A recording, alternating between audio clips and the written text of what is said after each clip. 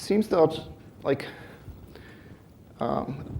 performance is so misunderstood that this talk is necessary. When people think of performance, they think of like megabytes per second and IOPS and transactions per second, and like that doesn't really matter to your users. What matters to your users is how fast the web page opens and how fast they can get from looking at various items in the shop to the shopping cart, right? They don't care that you can support 1 million users in parallel in the backend, right? So every transaction processing system, so a load balancer, a firewall, a web server, a database, a storage system, has a performance characteristic that looks something like this. So on one axis you have latency, on the other axis you have operations per second. So when you start loading the system, latency increases slightly up to the moment where you get to the, we call it the knee of the characteristic. Once you're above that in terms of kind of the load demand from the system, you don't get more operations per second. What you get is only pain, right? So I think a lot of you guys, because of the laughter, a lot of you guys have actually seen this in production, right? So you have a system which is working perfectly fine, and kind of load on that increases slightly, and then everything goes to hell, right? The reason it goes to hell is that not only, so you have a number of parallel operations. Not only you increase that slightly, not only are the new guys going to suffer, the existing operations are also going to suffer. So it goes from, say, let's take a number, 10 operations per second with an average latency of 1 second, and it goes to 10 operations per second with an average latency of 15 seconds in kind of in an instant, because the demand is more than what the system can supply. Well, most bad storage vendors and database vendors and etc., the kind of benchmarks that they publish are, say, for IOPS per second or for something like that, and they actually live in that end of the curve, and it's completely useless. Like you don't care about how many IOPS a system can do at tens of milliseconds of latency. It's just completely useless. What you care about is how this kind of performance envelope, performance curve looks in the beginning, in the part of the curve where you're actually going to use it. Yeah. So from my previous presentation, this was kind of, a lot of people wanted to talk to me about this stuff. And it's kind of shows that this is not just a theory, it actually happens with some real systems out there. Each of the colors here, so say the blue color is this part of the curve. I know it's not so ideal, but it's kind of, it's not a spherical system in vacuum, right? It's a real system, so it has various different bottlenecks, so that's why it looks more curvy, right? So the blue line here shows you that this this database in the environment where it's being put can do this many transactions per second and at this kind of latency, and if you increase the load, it will maybe it will get to like 8,000 or 9,000 transactions per second, and it will go flat after that. We just didn't run these tests with more and more parallel clients, but I'm pretty sure it will go flat here. It's just all systems behave in this way, right? And so what is the test? As part of figuring out why a cloud operator should adopt our system, we run application tests in various public cloud operators, the most popular ones. And we're actually at the moment kind of expanding the suite of tests that we want to run. These are kind of the goal here is not to show how many IOPS per second and how many microseconds of latency the storage system in that cloud does. The goal is to go a layer higher to show them application performance.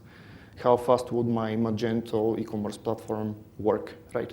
How many clients can I support on my Magento e-commerce platform? That kind of thing. And PostgreSQL was one of the first benchmarks we ran. And there's some parameters here, like 16 vCPUs and 32 gigs of RAM, dedicated CPUs if possible, and the database is 4 times the memory. The exact testing methodology we used for PostgreSQL is based on the PostgreSQL wiki.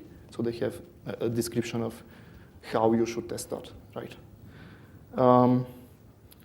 So we haven't kind of selected anything special about the parameters. It's just how Postgres says PostgreSQL should be benchmarked, right?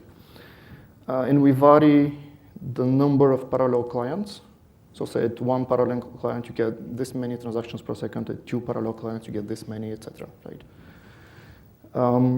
And what you can see on this is that if I'm a web or mobile application developer and I have my application on DigitalOcean, and it's a fairly simple kind of, web application with a front end and a database. If I run that on DigitalOcean, it will barely be able to get like 500 transactions per second at huge latency. If I go to AWS and I pay them a little bit of money, I'll be able to get a lot more, like 5 times more transactions per second on my PostgreSQL database, right? So point here is this is driven, the reason it's so different is that the DigitalOcean block storage service has a very high latency for whatever reason. It's most likely queuing latency, right? It's most likely these operations are standing in a queue and they're getting processed one by one or something like that. But whatever the underlying cause is just operations that PostgreSQL submits to the storage system underneath are taking a long time. Therefore, the performance you get out of PostgreSQL is really abysmal, really bad. In looking at these charts, like a real workload will live somewhere in this part of the curve. And a real workload will be a lot better on these kind of yellow or red or blue dots, which is Amazon or StorPool, versus being in that kind of tens or hundreds of milliseconds, if it at all can handle it on DigitalOcean or DreamHost or one of these Ceph-based cloud services. Yeah, and I'm open to questions on this. Because I know it's a controversial topic, right? Any questions?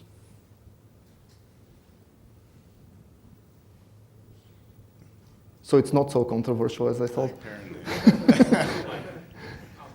problem. Perfect. So you're comparing. 1 second, yeah.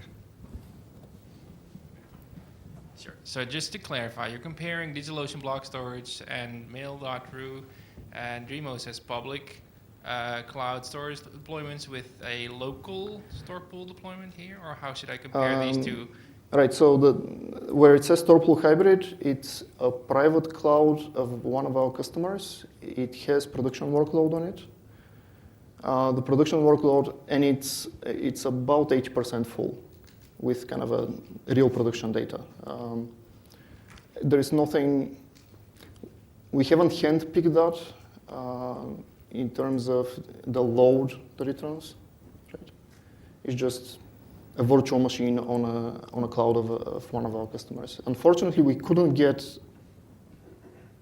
get to run that on a public offering based on our stuff. All right, just to clarify. Yeah. We can, one of our goals is that it won't be just PostgreSQL, right? It will be a suite of different application tests. Just PostgreSQL was the first one that came out, right? And the other goal is that we want to have this in a public cloud, but we're still kind of trying to get a customer convinced that they want to participate in this. Because it kind of, if it is a public service, their name will be on these slides, right? And people are kind of, they don't want to talk about using StorPool for whatever reason.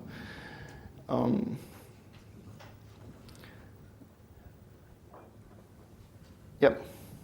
The other point is, even if you hide the StorPool numbers from the slide, the difference between DigitalOcean and Amazon EBS, they're both public, is just, there shouldn't be a difference so big. Like something's wrong with our industry if there is a difference so big, right?